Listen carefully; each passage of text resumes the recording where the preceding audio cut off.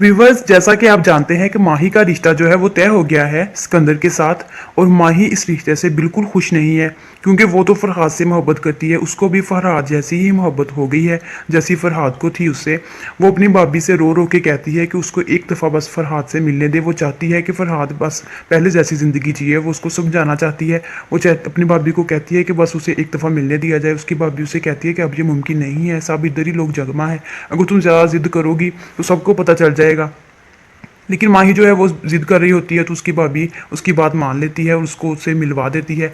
जब माही उससे बातें कर रही होती है, फरहाद को समझा रही होती है कि वो पहली जैसी ज़िंदगी जिए और यहाँ से चला जाए और खुश रहे, तो रुमाना जो है वो सारी बातें सुन रही होती है। और रुमाना को ये सुन के बहुत दुख होता है कि फरहाद जो है वो पहले एक नॉर्मल इंसान यानी कि हुआ करता था और अब एक जोगी बन गया है। इधर नाज़िम शाह को पता चल जाता है सारी कहानी का। वो घर में जाके सबको बता देता है।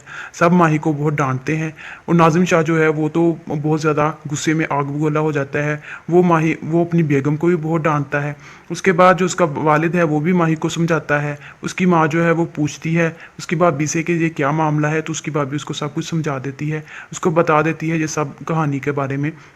उसकी माँ को बहुत दुख होता है। वो तो सर पकड़ के बैठ जाती है कि ये सब क्या हो गया। फिर वो माही से बातें करती है, उससे पूछती है, तो माही भी उनको बता देती है कि अब उसको भी उससे मोहब्बत हो गई है। वो कहती है कि सारा कसूर मेरा ही है, उसका कोई कसूर नहीं है, उसको कोई भी कुछ ना कहे। वो अपनी माँ से कहती है कि बस वो एक नॉर्मल ज़िंदगी गुजारना चाहती है। इधर फरहाद, क्योंकि वो चाहती है कि फरहाद जो है वो भी एक नॉर्मल ज़िंदगी जिए। इधर रोमाना जो है वो भी उसकी सास से, माही की सास से बात करने आ जाती है और उसको सब कुछ बता देती है कि माही फरहाद को पसंद करती है और वो उसी से के साथ खुश रहेगी। आप लोग उसकी ज़िंदगी बर्बाद कर रहे हैं, आप लोगों को उन दोनों को मिला देना चाहिए। और जब ये उसकी सास सुनती है तो वो बहुत परेशान हो जाती है, क्योंकि वो भी सिर्फ माही की खुशी ही चाहती है। इधर सिकंदर भी सारी बातें सुन लेता है तो वो भी बहुत परेशान हो जाता है। नाज़िम शाह को जब पता चलता है ये सारी कहानी का, तो वो अपने साथियों के साथ फरहाद को कत्ल करने निकल पड़ता है।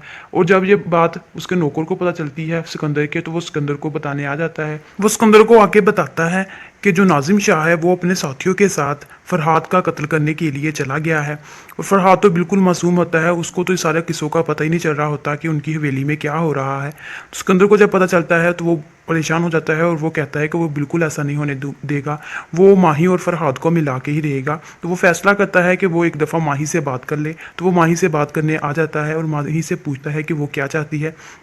माही उसको बता देती है सारी कहानी के बारे में कि ये सब कुछ था और कैसे हुआ ये सब।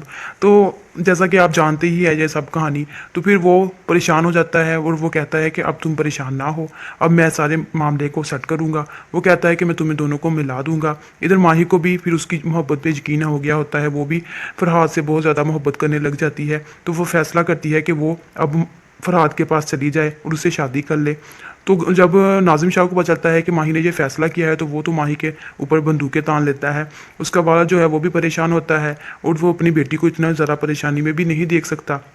उसकी माँ भी बहुत परेशान होती है, तो वो बड़े शाह के सामने हाथ जोड़ती है और उसको कहती है कि उसकी बेटी की ज़िंदगी बचा ले और उसकी शादी फरहाद से कर दे। फरहाद जो है वो तो जोगी बन गया होता है, उसको किसी चीज़ से फ़र्क नहीं पड़ा होता कि वो उसे क्या चाहिए क्या नहीं चाहिए। माही जब फरहाद के पास जाती है, जब सारे मामला सेट हो जाते हैं, तो माही फरहाद के पास चली जाती है। लेकिन फरहाद को इस चीज़ों से अब कोई फ़र्क नहीं पड़ा होता, क्योंकि अब वो तो सिर्फ अल्लाह ताला को चाहता है। उसको अब इस दुनिया से कोई लेना देना नहीं रहता, उसको बस अल्लाह की मोहब्बत चाहिए होती है।